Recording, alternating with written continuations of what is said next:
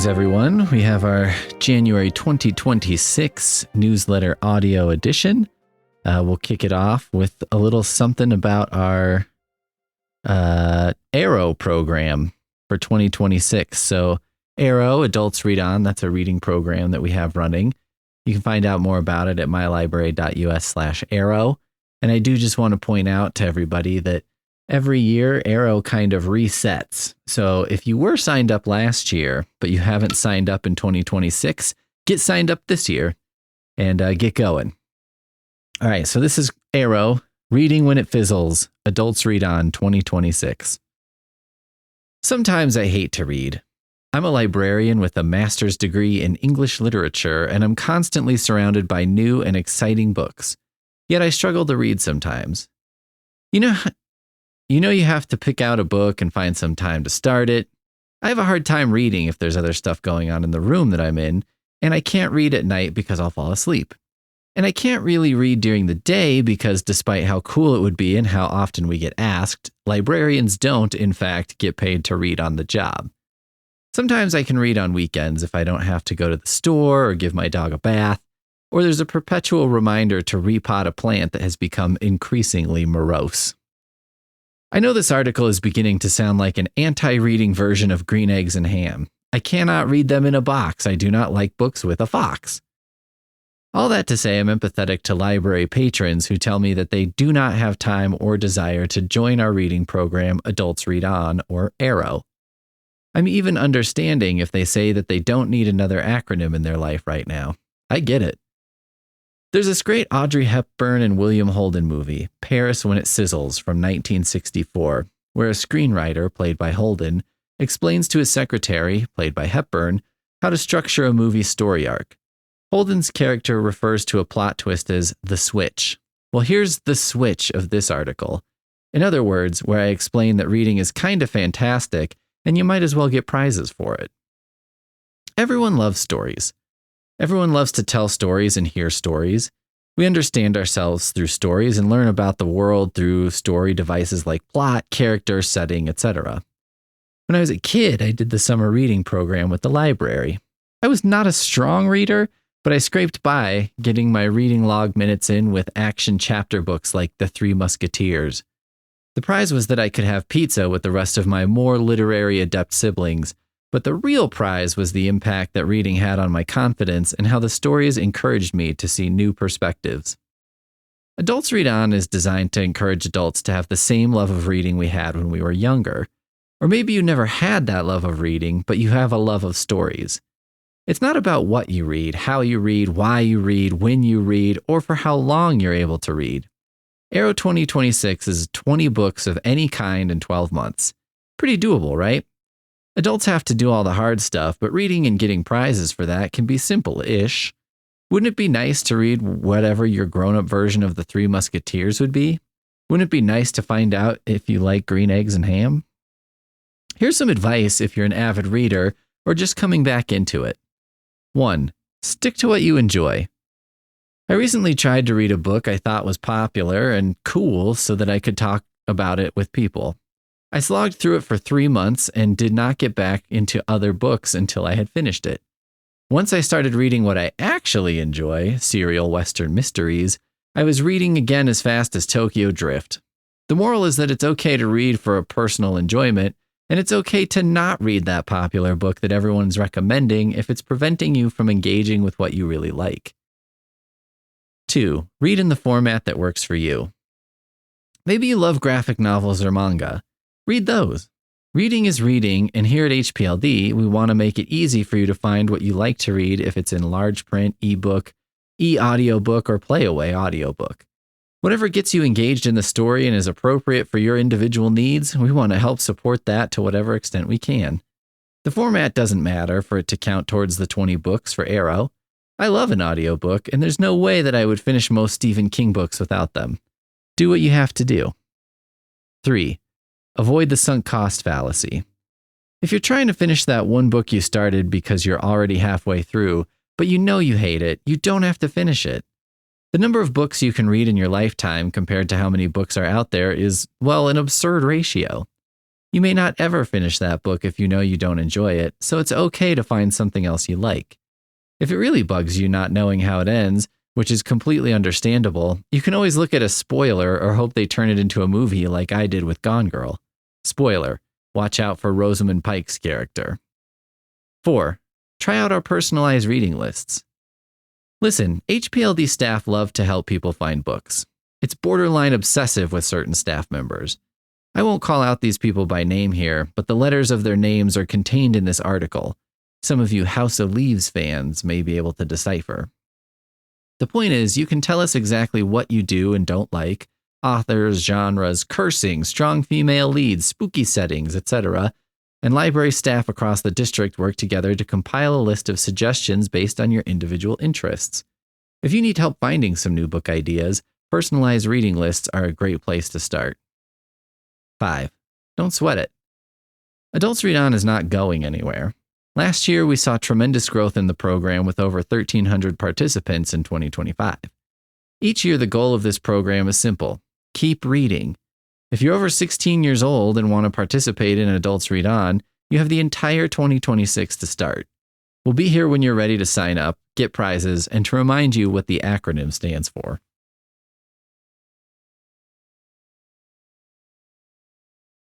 Next, we've got one called Book Club Questions. I hear from time to time that you all are not having the most fun conversations at book clubs. And it's tough, right? Some people come to the book club looking to have a deep discussion of literature. Some people come looking more to socialize around books. Some people come entirely because they want to talk about their most recent vacation. Every book club has at least one member who seems to be constantly on vacation somewhere fabulous. If you're that person, know that we love you, but maybe don't complain that your calves are really sore because you spent too much time walking on the beach, that you put on a few pounds eating French pastries, or that the room you had on the cruise was nice but lacked a balcony. Book club members can be shy, too, which makes conversation harder to start than the 50th yank on that snowblower's ripcord. It's an understandable awkwardness. It's a weird moment. You go from doing a very solo thing, reading a book, having your own thoughts about it, and now you're supposed to share those thoughts with other people, maybe even strangers? You don't want to hurt anyone's feelings if you loathe the book, but you also don't want to make others feel like they can't say anything negative when you loved a book. And when you look online for questions or ways to turn up the heat on conversations, there's a lot of the same sort of stuff. What was your favorite part? Do you think this would make a good movie? We all peed our pants when we read chapter 2 of that Swartzwelder book, right? This is why I've constructed a 42-question list for book clubs that asks some different questions, gives you some new angles to take with your book club. Disclaimer: you'll hate some of these questions. Some of them will get you some odd looks from your book club members, and you know what? That's okay. Because part 1 of the magic here, you didn't write these. I did. If anything is weird or someone hates a question, it's cool. Just blame your local library. But more than that, I want you to think of this list as a framework, some different directions to take, and then you can make your own questions that you like so much better.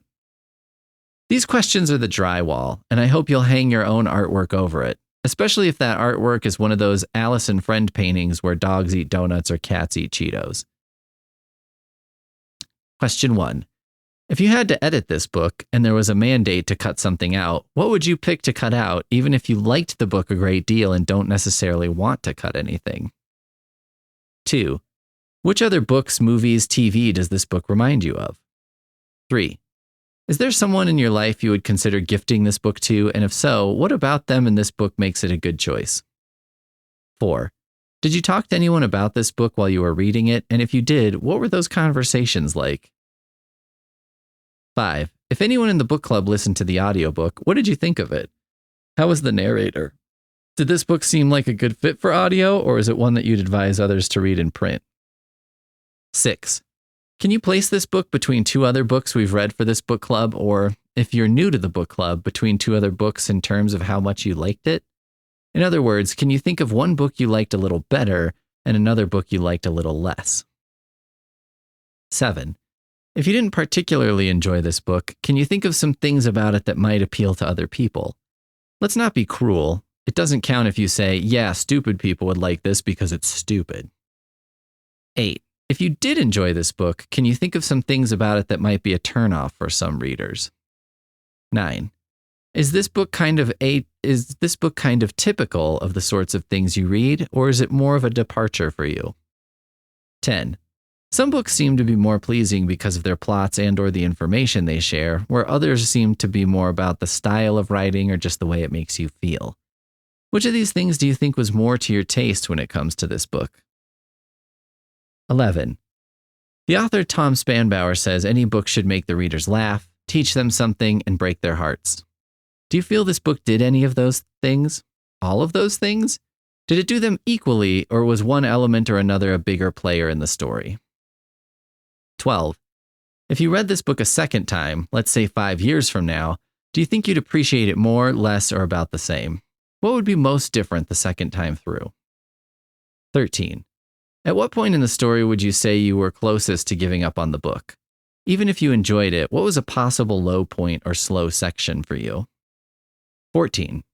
If you had to pick a character or individual from this book to spend an entire day with, doing activities they picked, which person would be your choice, and what do you think you'd end up doing together? What would you most fear that they would want to do? 15. Is there any part of the story that really stuck with you? This doesn't have to mean a favorite part, by the way. Sometimes this can be a high point, and other times there can just be odd bits, lines, or sections that stand out in your mind for no real reason. 16. If you had to memorize and retell this story in the ancient tradition of oral storytelling, which parts of the story do you think would be the most important to get right? 17. If there were 2 movies made based on this book, one a bare-bones, low-budget indie movie that sticks very closely to the book, and the second being a big-budget, major studio movie with well-known actors, but it takes a lot of liberties with the material, which would you be more interested in watching and why? Thanks to the author Chuck Klosterman for inspiring this question. 18. If you were in charge of doing a one book, one community type of thing in your city, and if this book was the book that had been selected, what sorts of events might you do around this book to help get people interested in reading it? What different events might you do that were intended for people who'd already read it? 19. If you ran a used bookstore and tried to shelve similar books together, what would you shelve near this one? 20. Do you think you'd feel differently about this book if you'd read it 10 years ago as opposed to now? 21. If you could go back in time to just before you read this book, and if you could give yourself some advice specific to reading this book, what would it be? 22. When you came to the book club today, was there a particular book club member you were curious to hear from? 23. If this book had a pocket carved into it so that it functioned as a book safe, would it fit in with what's on your bookshelf at home, or would it stick out as odd? 24. While you read this, was there any point you were wishing you were reading something else on your to-read list instead? If so, what were you wishing you were reading and why? 25. Oftentimes, people will associate books with events that were happening in their lives at the time they were reading them. Was there anything in particular that happened that you think you'll remember when you think of this book? It can be a major life event or even just something minor like the season or something you snacked on while you read.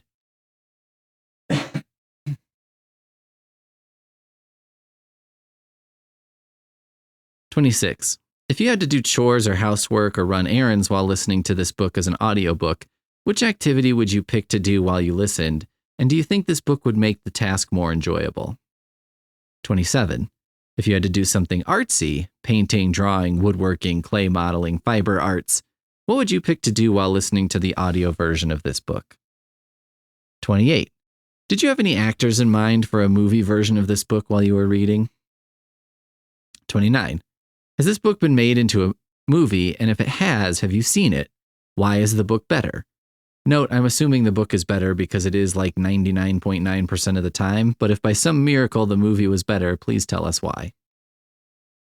If you had to take something from this book, something a character does routinely, a way a character acts, and incorporate it into your own life, what would you pick? That was question 30, by the way. 31. Who did the characters remind you of when there was dialogue in the book? It can be someone well-known or someone in your personal life. 32. Was this a book that felt quick to read, or was it a slower pace for you? What about the writing or the way the story works set the pace? 33. There are some people who, especially with mysteries, skip to the end, read the ending first, and then start the book at the beginning to see how the book moves the story from one end to the other. If you read this book that way, do you think it'd be better, worse, or the same? 34. Would you be happy to hear the author of this book was working on something similar, or would you prefer to hear that they were taking a very different direction with their next book? 35. Did you know anyone else who'd read this book before you, and if so, what did they tell you about it? Did it meet your expectations based on what they said, or was it a different experience than you expected? 36. If someone had asked you about this book when you were halfway through, do you think your opinion would be different from the opinion you have of it now that you've finished? 37. How many pages into a book do you usually know whether you or not you're enjoying it, and how do you feel at that point in the book? At that point in this book, 38. If you had quit reading this book halfway through, what about the second half would you be the most curious about? 39. Some people like to listen to music while they read. What would you consider listening to while you read this book? Does your music choice match up with the book's tone? 40. If you ran a used bookstore and a copy of this book came in, what price would you pencil in the top right corner of the first page? 41. Looking at the outside, we don't like to judge a book by its cover, but come on, lots of work goes into book covers. Do you think this book's cover is effective? Does it match up with the contents of the book? Do you think it'd attract the kind of reader who would be likely to enjoy it, or do you think it's meant to draw in people who might not pick it up otherwise? 42. If you found out this book had some deep subliminal hidden meaning that wasn't immediately apparent, what would you suspect that hidden meaning might be? And now we have suggestions for forming your own questions. Look up reviews of the book on Amazon, Goodreads, etc. Find some glowing 5-star reviews as well as some lower negative reviews. Bring them to the book club and ask what the members think of those reviews, whether they agree on them or not, whether the reviewer is being reasonable. This can be a useful way to talk about a book because it allows book club members to talk about the opinion of an anonymous stranger as opposed to someone else in the room who might feel defensive of their taste. Remember that in addition to talking about the book, people want a chance to talk about themselves.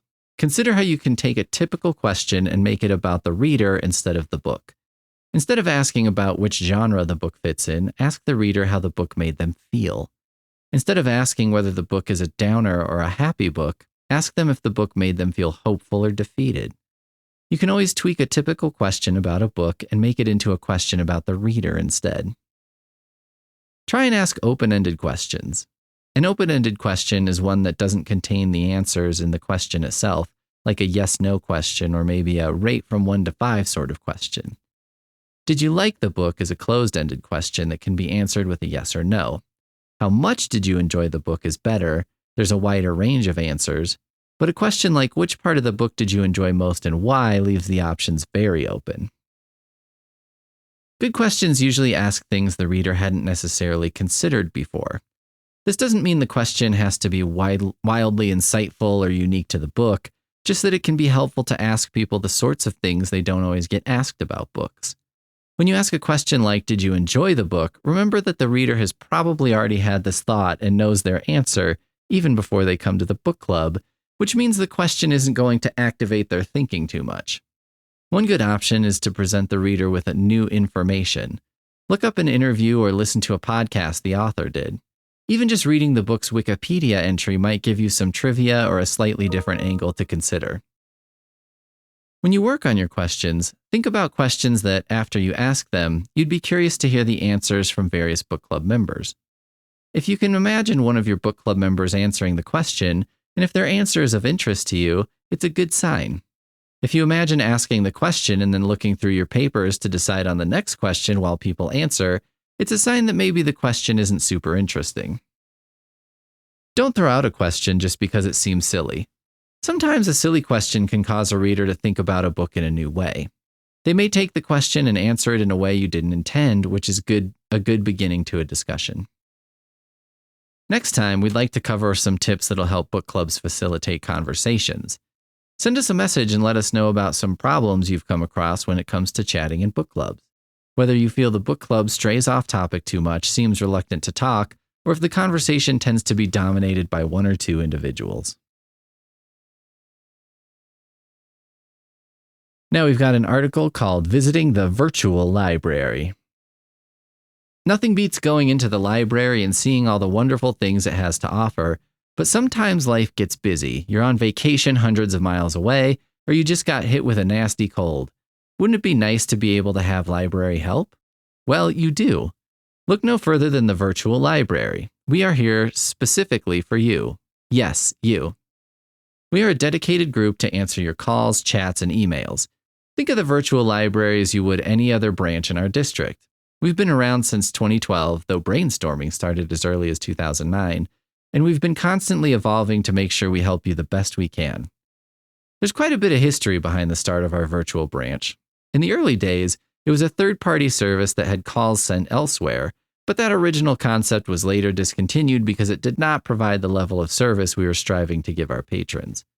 After many months of trial and error, the final version went live in 2012 with a dedicated library team to answer the community needs, and the rest is history. It may sound silly, having a branch dedicated to phone calls, chats, and emails, but our district has grown so much in the past few years that it would be very hard to juggle both in-person and virtual questions without some help.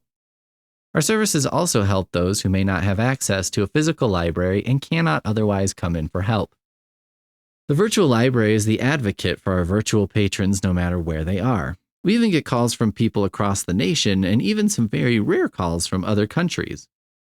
Last year alone, we had 26,080 inquiries, and we are looking at beating that this year. Most of the calls are about renewing items, placing things on hold, and other library-related stuff, but we also help troubleshoot our stuff like Libby, Hoopla, and Canopy, to name a few. We also get an assortment of non-library questions like, do you know the number for town hall? Do you know the weather and snow levels right now for New York, New York? Is my child's school closed for a snow day? While we may not know all the answers to these questions right away, we will help you find the answer or point you in the direction of someone who does.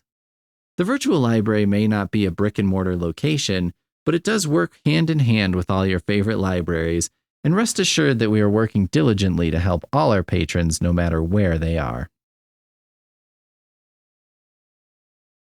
And finally, we have an article called A Farewell. 2026 is starting off on a bit of a down note for HPLD. I'm sad to report that Charlene Parker, manager of Far Regional Library and longtime HPLD staff member, has left the district. Now, the rumor is that she retired, and I guess I'll assume that's accurate until I see proof that she's left libraries to do something else, possibly writing a gory mystery series under a pen name like Slaylene Parker, Shard of Glass in the Eileen Parker. Anyway, Charlene has been with HPLD for like forever, predating the name HPLD. Whenever you lose a longtime staff member, there are lots of businessy ways to say it. Loss of institutional knowledge, a piece of the organization goes with her. I prefer the less businessy phrase, good for her, sucks for us. But there's a silver lining here. See, Charlene was a humble type, didn't like to make a big fuss. She never wanted to be included in staff anniversary celebrations, didn't do the whole HPLD anniversary card thing, and seemed to kind of actively dislike that stuff.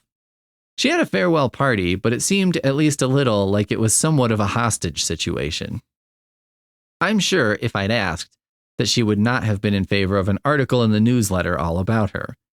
And that's the upside of the fact that Charlene's not here anymore. She can't hurt me now. So we can make a big deal out of her, consequence-free. Wah-ha-ha-ha-ha-ha. The following is a bit about Charlene, maybe a bit more about me. It's about Charlene through my eyes. Hey, this is just how biography works sometimes. It's not like we can just ask a notorious serial killer what they think about themselves. And now that I've sort of accidentally compared Charlene to a serial killer, we'll move on. I'm not out to embarrass Charlene, so let's just say she started with the library long enough ago that her career would likely make a lot of groaning noises when it gets out of bed in the morning, but not so long ago that it'd be ready to seriously consider those Scandinavian river cruises for seniors that I keep getting mail about and that, honestly, my interest is piqued. How about this? Charlene started the same year we all laughed along with Douglas Adams' The Restaurant at the End of the Universe. The year we also laughed, but in a different, more hoity-toity way, at Ignatius J. Reilly and Confederacy of Dunces. There. Now if you really want to know, you'll have to look up a book. That seems like a reasonable way for a library newsletter to pique interest in books and reading. If you want to snoop into someone's possible age, you'll have to investigate a book slightly. I think, and I may not be right, but I think Charlene's HPLD's longest running staff member, or at least she was. It's just not possible for me to sum up a career that long, varied, and interesting. So what I'm going to do is tell you about something I haven't really shared with a lot of people because, well, it doesn't make HPLD look great. Not the HPLD of today, but of the distant past.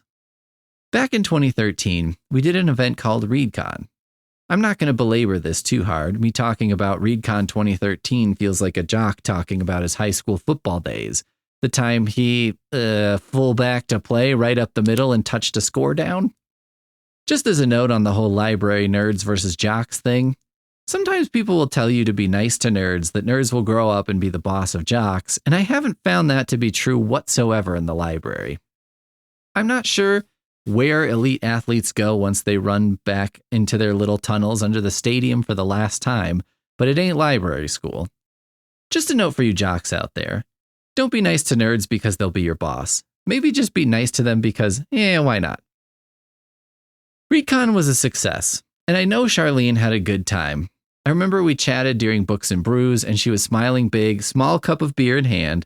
Hey, statute of limitations on that one is, you know what? You can't fire her. She quit, retired, whatever. You have no power here, HPLD. Our ReadCon guest of honor was the enigmatic Craig Johnson. I say he's enigmatic not because he's mysterious, but because it's kind of hard to believe how nice he is. This guy drove down from Wyoming in his pickup, unloaded his own books from the truck bed, sat and signed and took pictures with every single person who waited to meet him, and just couldn't have been a better guest. What's your deal, Craig Johnson? What are you hiding behind being the nicest guy ever? Among all the books he signed, Craig, he's so nice I feel like I can call him Craig, signed a Longmire poster that hung in Charlene's office for the last 12 years.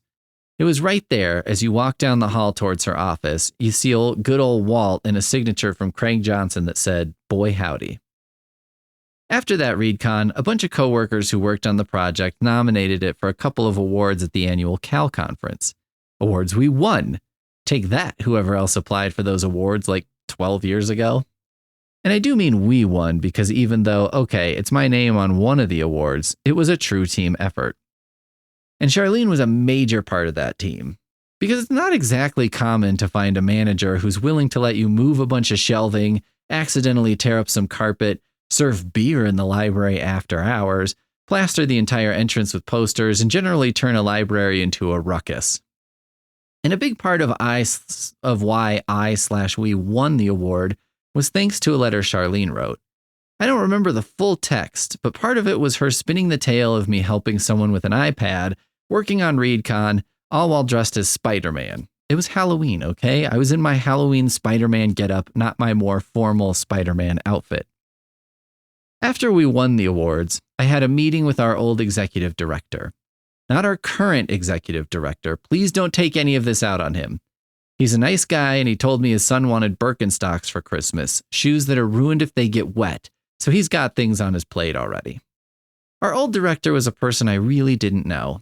I knew who she was and a little about where her preferences for library stuff were, but I wouldn't say we were acquainted or anything. This one-on-one was part of a series she was doing, the idea being that she'd talk to all the staff members in the district, get a little insight, maybe hear some ideas, stuff like that. And maybe this individual wasn't really suited to that sort of thing, because she spent most of these sessions talking about what she was up to, which is why those of us still around from that time all know that she dabbled in the piano as well as beekeeping. My one-on-one session, in addition to including a rundown of hobbies, was a little different. Basically, our executive director berated me for winning the awards. She said she looked foolish because she didn't even know I'd been nominated, and when someone else brought it up to her, she felt stupid for not knowing. She said the process for awards nomination works differently, that I shouldn't have done it the way I did. It should have gone through admin. I tried to tell her that I had nothing to do with the nomination process, and in fact, when others suggested we pitch the event for Library Event of the Year, I wasn't interested. And I definitely didn't know I was being nominated for Librarian of the Year until I won. I was a young, new librarian who'd just done a big event and won a big award. I didn't exactly expect a reprimand, so I came out of the meeting pretty baffled, pretty deflated. The word crestfallen would probably be an appropriate business-like way to describe it. Hurt, demotivated, and pissed would be a little less professional, so I won't say those things. Again. Now I'm a little older, a little wiser, and would probably stand up for myself a little better, but at the time, I didn't know what else to do but to go back to my desk and stare out the window, which was near the drive-thru check-in at FAR. Yes, I saw all of you hit the curb when you tried to pull in close enough to reach the return slot. Multiple times. And I thank you for those driving failures. The amusing chirp of a tire against the curb, the sight of someone reversing in the drive-thru was often a beacon of light during the darkest days. Charlene stopped by my office and asked how my meeting went, and I told her the whole story. Charlene was as baffled as I was, and she told me, probably for the first and only time, that maybe I should just take the rest of the day off, blow off some steam. She said I'd get through it, and she was right. I did get through it. Charlene didn't forget, though, because years later, when another HPLD staff member won the same award, and when our board made a big deal out of it, she came out and told them pretty point blank that someone else had won this award before, and that the board hadn't said a word about it at the time. The board was very nice about it. They asked me to come to a meeting, gave me a bookstore gift card, and I was kind of embarrassed in a certain way. I mean, it was like 5 or 6 years after I'd won the award. I didn't want to seem like I held a grudge. I didn't. I was totally over it. Totally. But that's Charlene. She's got your back, and when she's got your back, she's got it for life. And that might not sound like a big thing, but I think you have to understand a little bit about me and what it's like to be my boss. Because it's not easy to have my back when I do stuff like, for example, bad-mouthing a former HPLD executive director, just a little. I have a lot of ideas, and many of them are terrible. Like the idea to put a conveyor belt throughout the library that'd rotate the entire collection past people as they sat in chairs or on the computers, forcing them to at least briefly see the books. When I was at FAR, our librarian supervisor group meetings almost always ended at the point when I'd gone off the rails, like the time after we'd gotten the vending machines for the first time, and I was really hot on getting an Old West type sign made that dubbed the vending area WD's Feed Bag after the library's namesake WD FAR. And then there's the toilet story, but that's a story for another time. I tell you about these stories not to give HPLD reason to re-examine my career and maybe let me go. I looked it up, guys. Statute of limitation on toilet-based pranks is 3 years from the date of incident.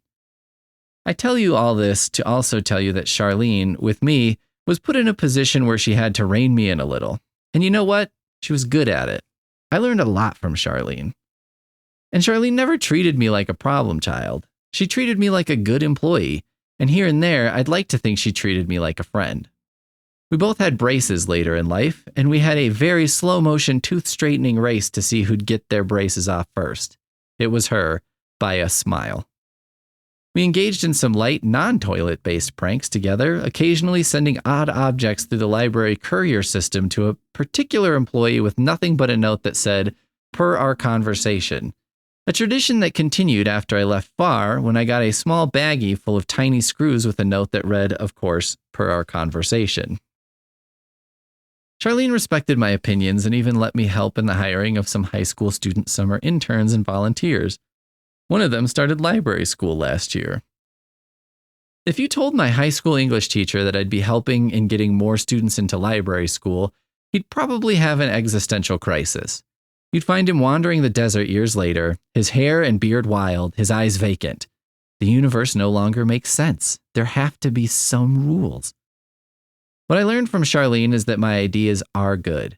I can do good things. Sometimes the ideas just need a little edit here and there. You didn't think I was going to end there, did you? That's classic cheese. And what I learned was, come on, I'm better than that. You deserve better than that. And Charlene definitely does too. A couple weeks ago, Charlene was in the admin building where I now work, and she brought by a gift. Her signed Longmire poster, the one from her office. With it was a little card, and inside she wrote, I'm not going to say. I'm not going to type it out verbatim because it's for me. Haven't I given you all enough of myself? But I will say that the card thanked me for giving her one of the best, most memorable days at FAR, and she reminded me that I can do great things. I was looking up some old Tribune articles Charlene was mentioned in, and I found one from 2002. It's about the annual Teddy Bear Bash that used to be hosted at Lincoln Park. We're going on a bear hunt, declared Charlene Parker, a Weld County librarian, to a group of children who sat attentively around her, eyes fixed in excitement. Parker's words and gestures led the young audience through a dangerous trail, over hill and dale, in search of something with fur and paws. But we're not afraid, Parker said to the children, and the children mimicked her gestures as they went not over, not under, but through whatever obstacles stood in the way of their target. And that's the thing. That's what I want to end on. Charlene, you've spent an entire career helping people be brave enough to do things. Whether it's kids hunting bears, which hopefully none of them took too literally, or folks struggling with a Kindle, or a newbie librarian getting the smackdown from a much more experienced adult who should know better, you've had a career focused on helping other people see that there is a path forward. Sure, it's not always easy, and sometimes you can't go over or under, you just have to go through. But with your help, through is always an option. And that's the end of our January 2026 newsletter. Thank you so much for listening, and we'll see you for our next newsletter in February.